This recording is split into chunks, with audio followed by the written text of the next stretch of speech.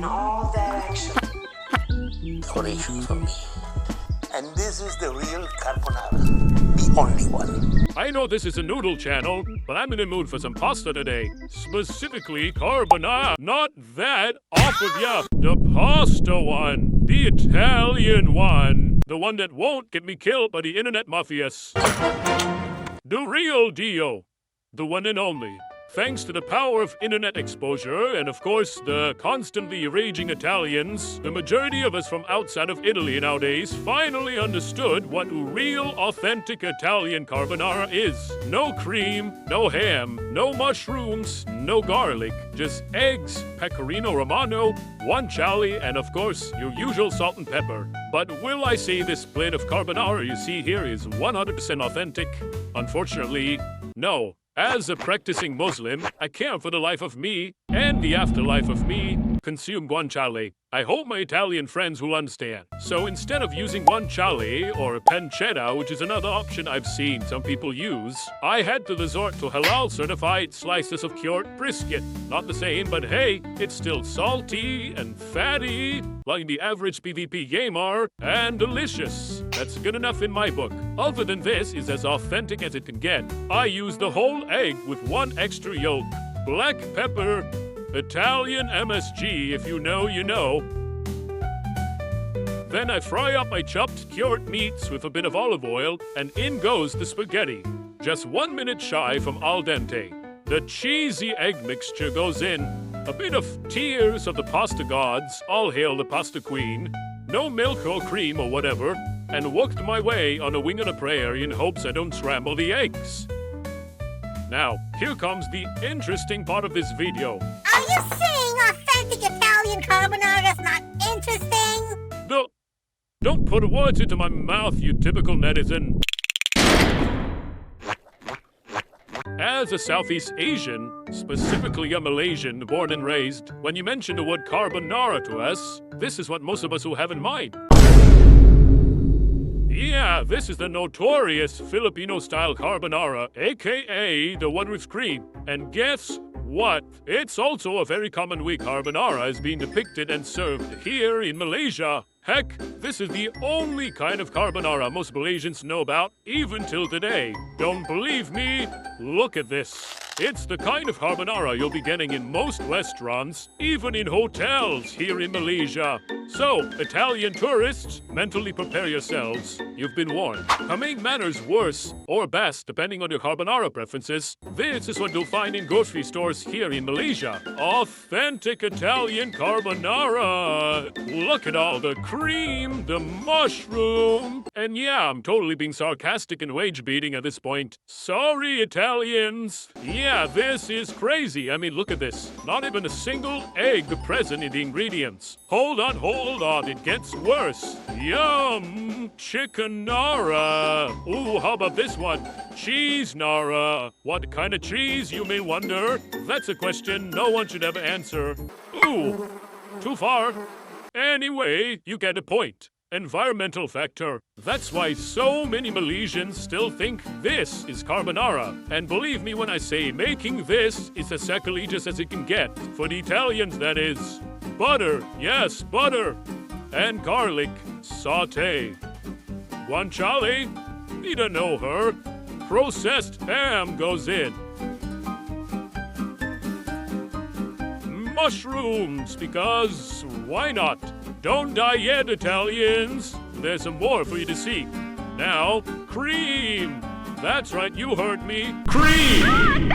Evaporated cream. Salt and pepper. There, we're relatable again. Cheese. No, not Parmigiano, not Pecorino. Processed cheddar.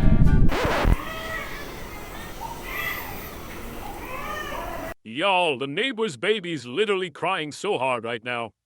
Damn, he must have been an Italian in his past life. Fettuccine goes in. Fettuccine is the most common type of pasta served with this sauce in the Southeast. And finish off with some parsley. In the words of Abigail Marquez, aka Lucia Queen, it's not authentically Italian, but it hits different. And as a Malaysian, it's nostalgic and delicious nonetheless. But here's the thing, as much as I love Filipino-style carbonara, aka the version of carbonara I actually grew up eating, I don't really see it as a true Asian twist, in a logical sense, because, hear me out. Yes, I acknowledge the fact that the Filipino carbonara came from what was available to them back then. They swapped the guanciale for ham and bacon, pecorino for processed cheddar, the addition of cream, cause what the heck is a pasta water and cheese emulsion would they know about at a time? You get a point. But if you really think about it, does cream actually make sense in a Southeast Asian context? Not really, because scientifically proven and statistically speaking, most East Asians, North and South, are lactose intolerant. Historically, we weren't dairy people. We didn't evolve with it. Nah, we were rice people, fermentation people, soy people. So a cream-based carbonara, it kind of feels like borrowing someone else's homework and forgetting half the answers. And that's where I come in. I am proposing a twist that won't make Italians cry too hard while still staying true to the majority of Asian stomachs. And the secret weapon is salted egg yolks. That's right, folks. Let's make a culturally accurate Asian carbonara. Let me show you how it's done. First, we're gonna wash these coatings off our eggs. Ew.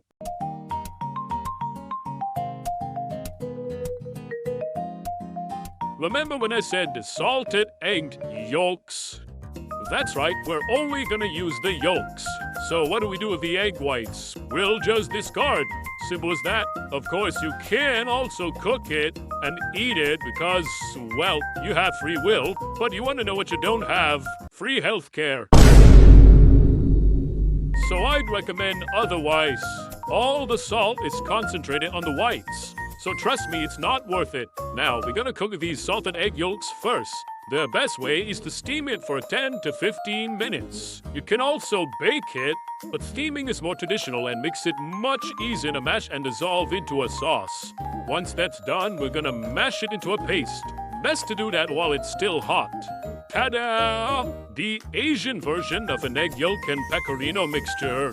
Now, making salted egg sauce is quite a meticulous process, so watch closely on how I do it. We start by melting butter into a pan. Now, without adding a single drop of liquid, we throw in our mashed salted egg yolks. It's important to not add any water to this until the salted egg yolks are completely dissolved. Otherwise, the yolks will turn clumpy and look like wet scrambled eggs instead. However, if you see tiny bits like this, it's completely fine. It will just be proof that we're using real, authentic salted eggs. Now that it's dissolved nicely, we're gonna spice it up. Not with black pepper, not with pepperoncino, but minced Thai chili. Cause this is a culturally accurate Asian carbonara. Garlic's optional, but personally, I'm not gonna include it because it can take away the flavor of the salted eggs a little. At least, that's how I feel about it. You know you're doing it right when it's all dissolved and foamy like this. Finally, in goes spaghetti. What, you thought I was gonna use noodles? It's not an Italian-Asian fusion, but I use noodles. Now it's safe to loosen everything up with the usual pasta water. That's right, no cream. Only the starchy pasta water to create a saucy emulsion of the salted egg and butter mixture.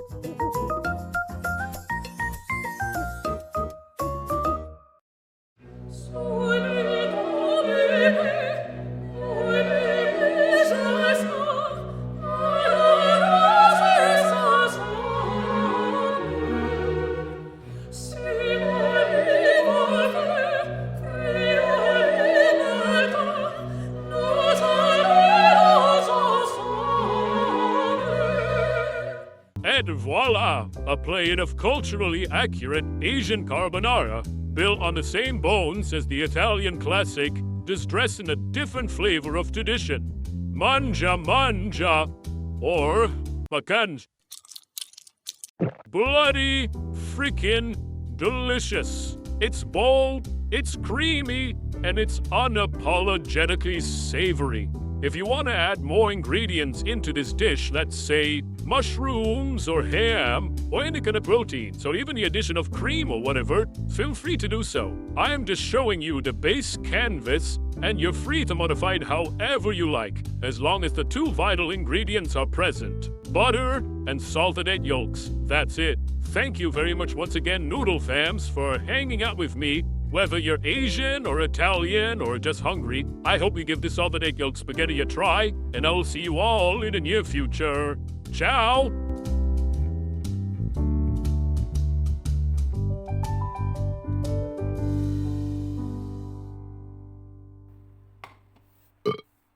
Now I'm satisfied.